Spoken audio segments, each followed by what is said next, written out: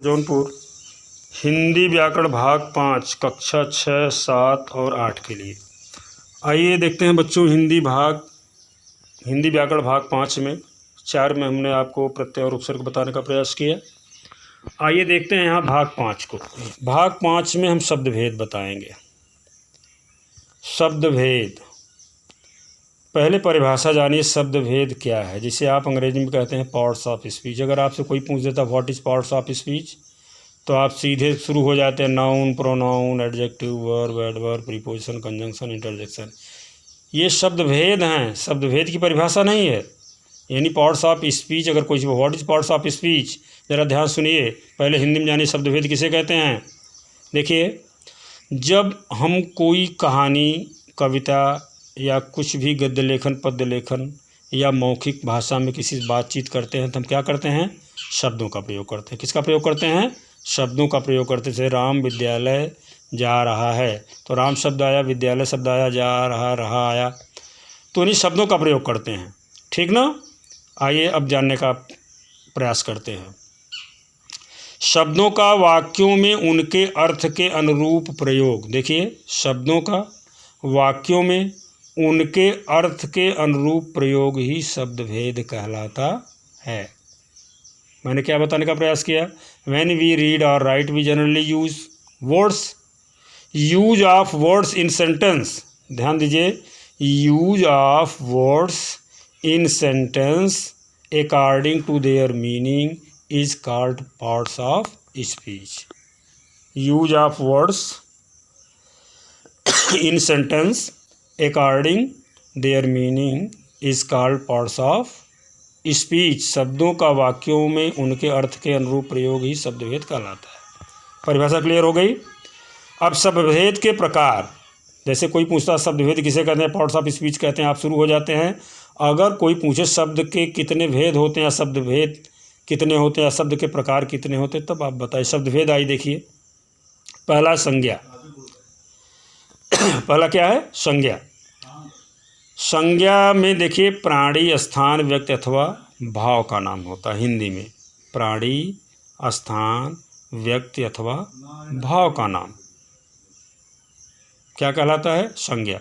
यानी दुनिया की जितनी चीज़ें हैं जिनके नाम हैं, सब संज्ञा हैं। क्या मैंने बताया?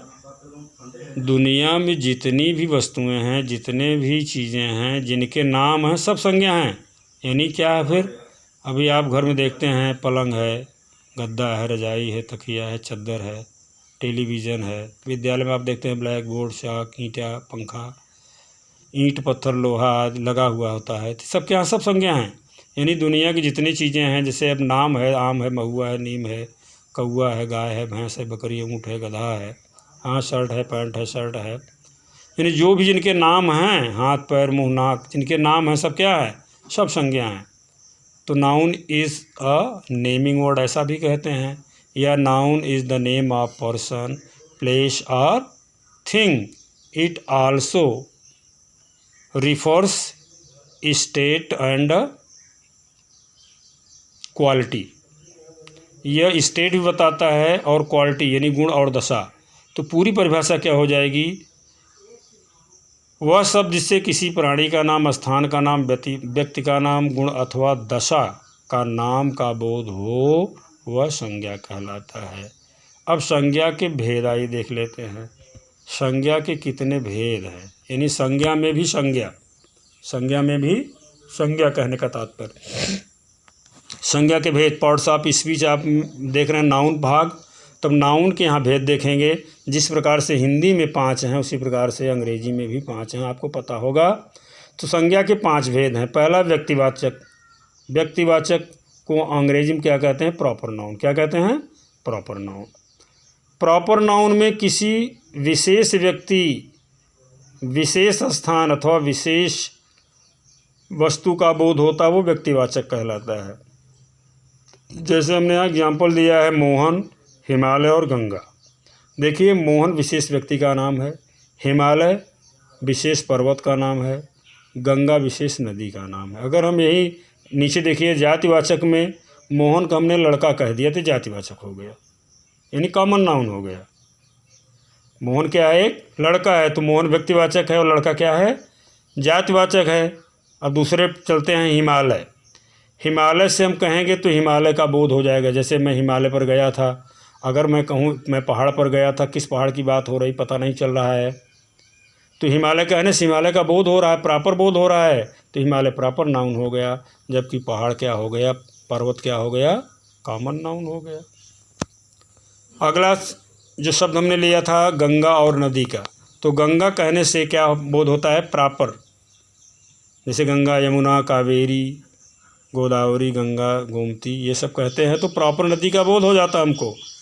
जैसे मैं गंगा नदी में स्नान करने पिछले वर्ष इलाहाबाद गया था, तो यहाँ गंगा क्लियर हो गई। मैं नदी में स्नान करने इलाहाबाद गया था। अब किस नदी की बात करते हैं, बहरहाल गंगा नदी के अलावा वहाँ यमुना भी नदी है, तो मैं यमुना में नहाया, गंगा में नहाया, कुछ पता नहीं चलता है ना। तो गंगा प्रॉपर बोध होता, नदी जो है जाति का बोध कराती। इस प्रकार से व्यक्तिवाचक और जातिवाचक आपका क्लियर हो गया है। आइए देखते हैं भाववाचक। भाव क्या होता है भैया, मैंने बताया था स्टेट,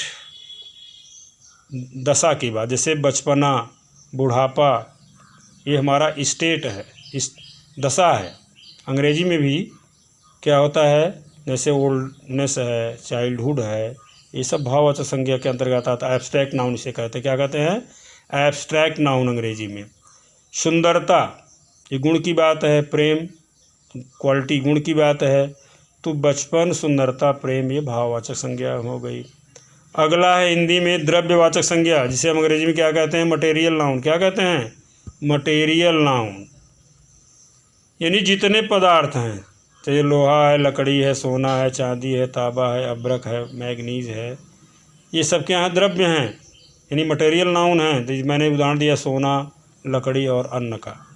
ठीक, अंग्रेजी में जैसे आप कहें, क्या कहेंगे, सिल्वर है, गोल्ड है, वुड है, राइस है, शुगर है, वाटर है, पानी, ये सब द्रव्य हैं, पदार्थ हैं। तो जितने भी चीज़ें दुनिया में हैं ऐसी, वो द्रव्यवाचक यानी मटेरियल नाउन के अंतर्गत आती हैं। अगला है समूहवाचक, जिसे हम अंग्रेजी में क्या कहते हैं, कलेक्टिव नाउन। क्या कहते हैं, कलेक्टिव नाउन, जिस शब्द से एक से अधिक का बोध हो। अगर जैसे हम सेना कहेंगे आर्मी, तो आर्मी क्या मतलब हो गया, यानी एक से अधिक लोगों की, सैनिक लोगों की भीड़ को हम क्या कहेंगे, सेना का नाम देंगे। अगला है पुलिस, अगला है कक्षा, ठीक, या भीड़, crowd, police, class, army, soldier, सैनिक, ये सब क्या हैं, समूहवाचक संख्या के अंतर्गत आते हैं, जिसे हम कहते हैं कलेक्टिव नाउन।